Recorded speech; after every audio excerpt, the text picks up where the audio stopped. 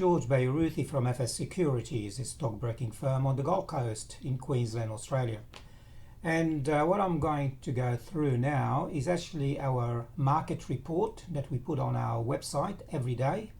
As you can see here, this is our website. You can always get onto the website and have 15-day free trial and lots of information.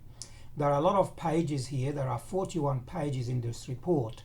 However, on the first page, you can go directly onto the area of interest to you.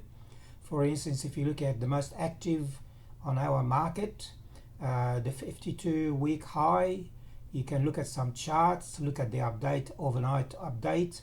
A lot of information available to you, and all you have to do is click on one of those links. Okay, on page 2, I usually have an education article to keep you informed about various things that drive the market. I'll give you first of all the chart of the Dow. As you can see that yesterday, or actually this morning, the Dow was up. However, when you look at what happened over the last several days, up, then down, big gap in here. This is the weekly and this is the daily. And you can see that the market several weeks ago was up to very close to 29,000 something and went as far down as nearly 19,000. A major drop. Have we seen the bottom of it? Maybe we have, maybe we have not. But anyway, obviously you have to be determined by the indicators. These red dots over here, they're what we call the parabolic stop and reverse. They're very leading indicators on the weekly. And what happens here above the candles, these are bearish technical indicators. On the other hand, if you look at what happened to the stochastic is now starting to move upward, and that is actually a bullish indicator. So you can see for the long term, it's very neutral. And if you are a very aggressive trader, daily trading, you can see that you can actually make money on a daily basis if you can forecast what's going on. Here the parabolic stop and reverse, you can see here is bullish, and the stochastic is bullish as well. However, if you look at the orange line, this is actually representing the 50-day moving average. The pink is the 100 and the black is the 200, as you can see down here. And when the 50-day moving average goes below the 100, bearish. When the 50 goes below the 200, again bearish. And when you look at all the candles crossing below the 200, that is of course the start of a very bearish market. Now of course it takes a long time for the candles to go above the 200-day moving average. However, every day there are certain signals that you can see on the chart that may help you to determine whether there is a change in the trend. And of course, if you are an investor, the investor of course is a long-term trader, and it takes a long time for the chart to change because you look at the monthly indicators. However, the very aggressive trader obviously be looking at a very shorter term chart, and the indicators on the chart represent very short period and can change very frequently, and it can help you to trade again on a daily basis.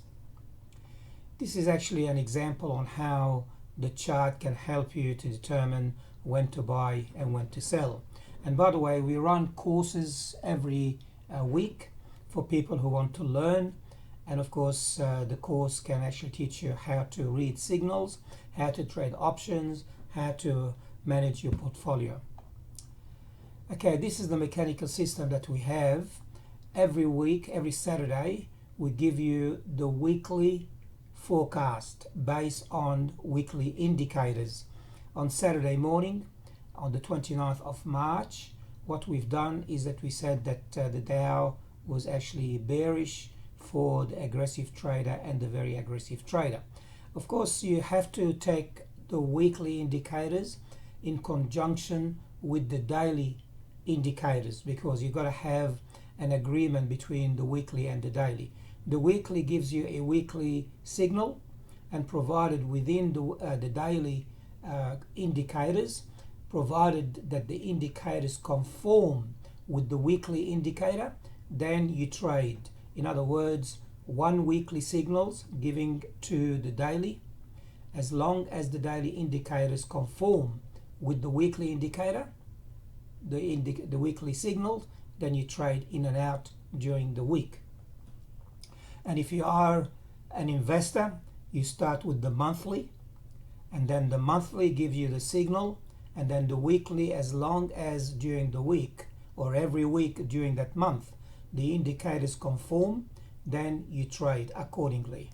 And again, we run the course and we teach people how to read the signals and how to actually trade based on your risk appetite. Of course, we will have to tell you whether you are, well, you have to tell us whether you are an investor or a conservative trader, aggressive trader or very aggressive trader. And we have a strategy for each of those different type of clients. So we looked at the weekly, and now we look at the daily. And you can see here the daily, that's actually done this morning. You can see that for the investor, the market is still bearish. It takes a long time for the indicators to change. However, there has been a change in the weekly and the daily, and obviously we've gone neutral. We were actually bullish a day before, and then because of the changes in the market, and the indicators have changed and we gone neutral. And every morning we do this, and we give you those indicators for gold, silver, crude oil, and oh, by the way, last night or this morning, crude oil jumped quite a lot. But actually 3 days ago we started to see some movement. You can see here that on Monday the market's starting to tell us there could be a change in the direction. A day later, well, there was hesitation, and it was confirmed this morning. The market, the West Texas crude oil went from $21, $22 to nearly $25 just in one night. And we look at the Australian dollar as well. For several days we've got a bullish signals for the very aggressive trader. However, for the investor, we still have a bearish signals. If you trade the euro, we can see a change from bullish to bearish. We also give you a lot of graphs during, in that market report. So here, for instance, we look at the Australian dollar versus gold, and we see the relationship between the two various instruments. Again, some more help in how to read signals. And every Saturday morning we tell you exactly what happened from one week to another and the changes from one week to another. This is ASX 200. Did that this morning. You can see for several weeks, 1, 2, 3, 4 weeks, we've had a carnage. And for the last 2 weeks, we started to see some indication that maybe we've seen the bottom around the 4,400 something. Remember, this is actually a major drop from 7,300, I think, from memory, or 7,283, all the way down to below 4,500. Daily, you can see here 1, 2, 3 up, 1 down, 1 up, 1 down, 1 up, 1 down. And today, most likely, we're going to see the market going up by maybe 100 points. You see that black dotted line? That could actually be a reversal area, so it might hit it. If it goes above it, we may see a continuation in the movement upward. However, it may bounce back. So we look at this indicator very carefully. We tell you also about the sectors. Of all the sectors, gold is turned bullish. That's the weekly. That was on Saturday morning. And on the daily, you can see that gold, even though on Saturday morning we were bullish, we ended up, because of the drop in the gold price in the last couple of days, obviously that has changed from bullish, neutral, and now bearish. And you can look at all the indicators for the very aggressive have seen a change in the market as well.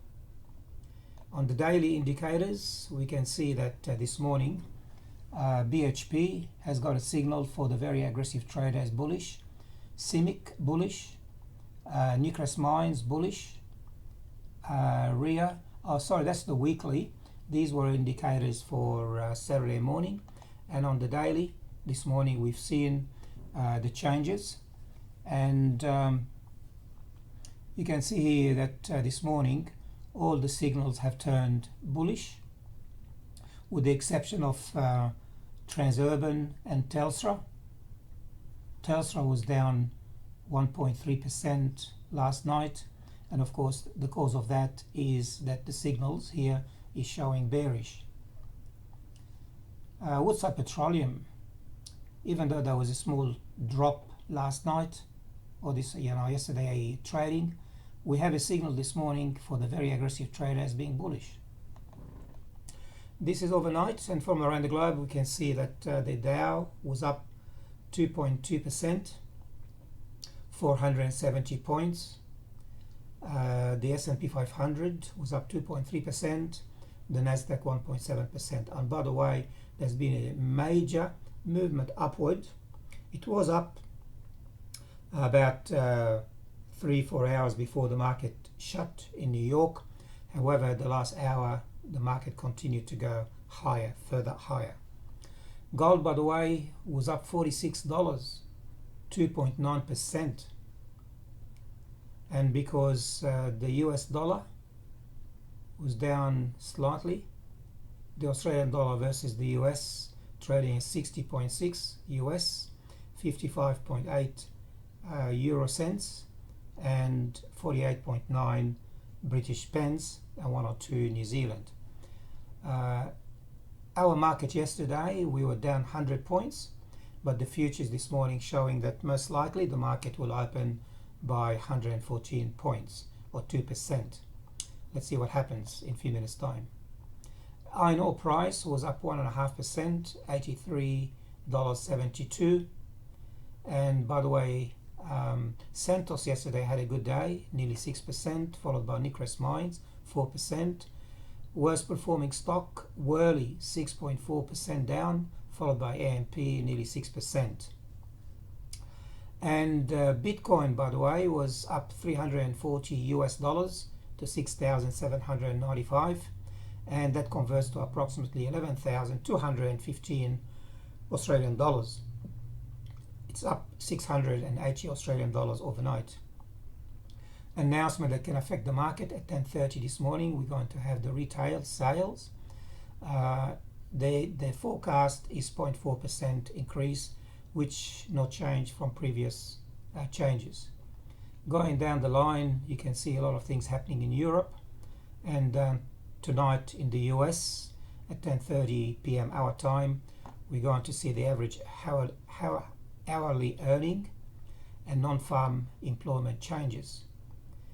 They expect that there will be a drop of 100k, although this morning we've heard there was 6.6 million people that claimed unemployment figures. In terms of volume, we like to see the volume every day. I can see the volume yesterday was down. That's a good sign, because 34% of our stocks declined and 22% increased, advanced. However, the volume was the lowest in 15 days. In week by week, we can see the advances exceeds declines. Okay, the most active trades, we can show you here that IDP Education 27% higher, Stanmore Coal 21% higher, Santos was up 5.8%, Evolution Mining 5%, Bramble 4.6%. If you want a copy of this slide, all you have to do is call us. Every day also we look at some statistics. In here, what you see here is actually the 50-day volume. We look at the top 50, see what stocks in the top 50 have actually had excessive volume. That's the first criteria. Well, there was no excessive volume for anything in the top 50. However, in the mid cap, for those of you who are a bit aggressive, Australian Agriculture Company, the price went up by 3%, and the volume went up by 69%. The average volume over 50 days was 726,000 transactions, while yesterday we've seen 1.2 million. And the same thing happening with nickel mines. The average volume is 6.1 million, and yesterday we've seen 9.4 million volume, and the price went up by 1%. So if the price goes up, volume goes up, that's a good sign for a bullish trend. In here we've got the down. This company AUB Group was down 4.1%, and the volume was slightly higher by 2%. Okay, well, finally the best sector yesterday was gold and consumer discretionary and energy. So that was a sign that energy was starting to move. Okay, finally I want to just tell you that everything we said today for you today is actually of general advice only, and if you take any action, please make sure that you talk to us or your professional advisor first. This is my picture, and if you want to talk to me, you can always write to me on george@fssecurities.com.au, and you can call me on my mobile. I'm available 7 days a week, nearly 13-14 hours a day. On, if you ring from overseas, it's 61, and then my mobile, you don't need the first zero, it's 61-411-259526, 0411-259526. Happy trading and good luck.